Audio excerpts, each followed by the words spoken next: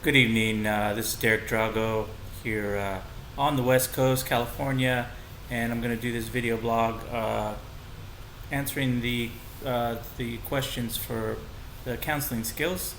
First question was, were the counselors that you watched on the videos how you had imagined a counseling session would go? For me, yes and no. Yes, in the sense that I've always pictured a counselor to be, you know, a good listener, very empathetic, warm attitude, always positive, with a calm voice, um, and they're very genuine. You could tell, they're there listening, and you could tell that they were genuinely listening. Those were all characteristics that I had always pictured and had always actually seen in counseling sessions myself.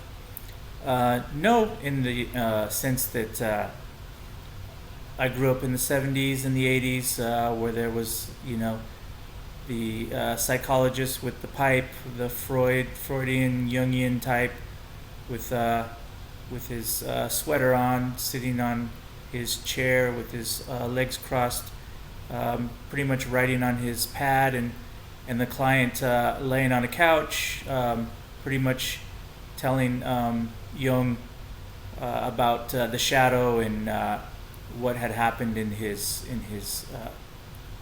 early childhood, and then Jung would express, well, this is because of your unconscious shadow and that type of thing, and so I kind of grew up that way, and I look for that type of added mixture in the whole thing there. So that's kind of a different thing for me, and also a lot of Dr. Jordan Peterson, who's a great fan of Jung and that type of style of clinical counseling.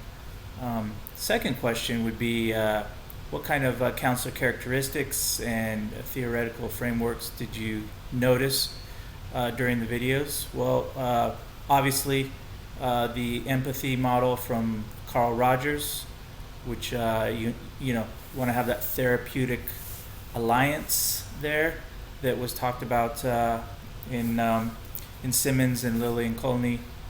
I think the end of chapter 8, and then the Carl Rogers empathy model at the beginning of chapter 8. So that was definitely there. I explained the warm attitude, the genuine self, the empathy of really connecting, forming that alliance so that the client relaxes and is able to express themselves more deeply. I saw the Egan model of 1975, where trying to figure out what's going on, what's the problem, and then after that, what does the client need or want? What are their needs and what are their wants? And then let's make a plan to get there.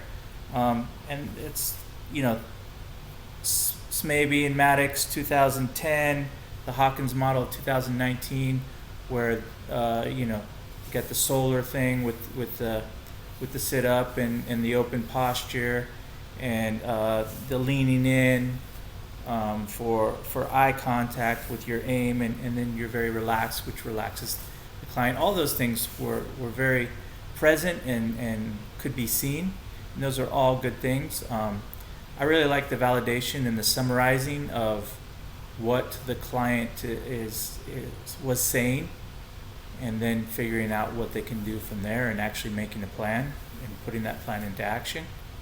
All of that was great stuff. Then the final question would be, what questions or question would I have for the counselors, or well, actually before that is, which counselor would I be? I would be neither one of them.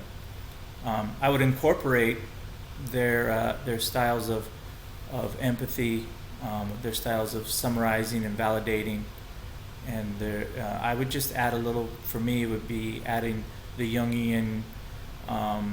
Let's get to the core of what the real problem is, which is probably subconscious, and it's probably, I'm not going to say repressed like Freud would say, but I'm going to say more of,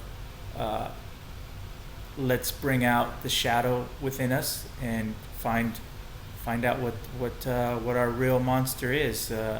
As in the case of the second one, I think the counselor was starting to lead her that way into that she was discovering that maybe she was afraid, that she had a fear of being rejected, and so what happened in her childhood to make that happen. And so I think he was going in the right path, but I would take that a little bit further. So I would incorporate more of a Jungian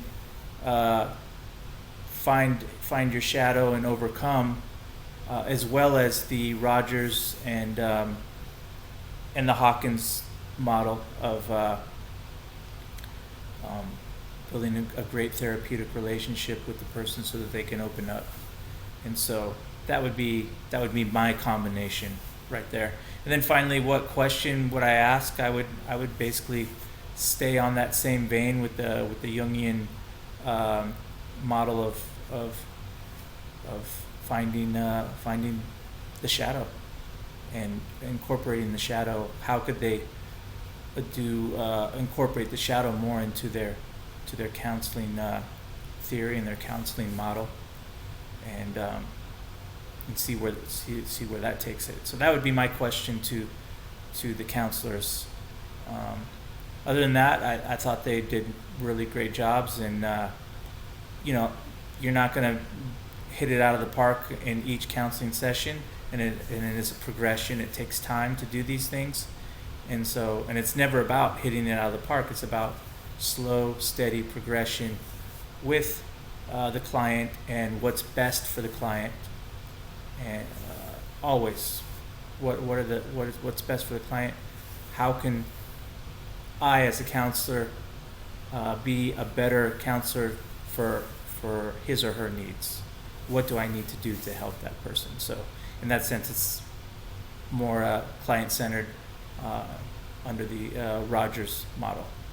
And that's pretty much it. So I look forward to your responses, and I'll be watching your videos as well.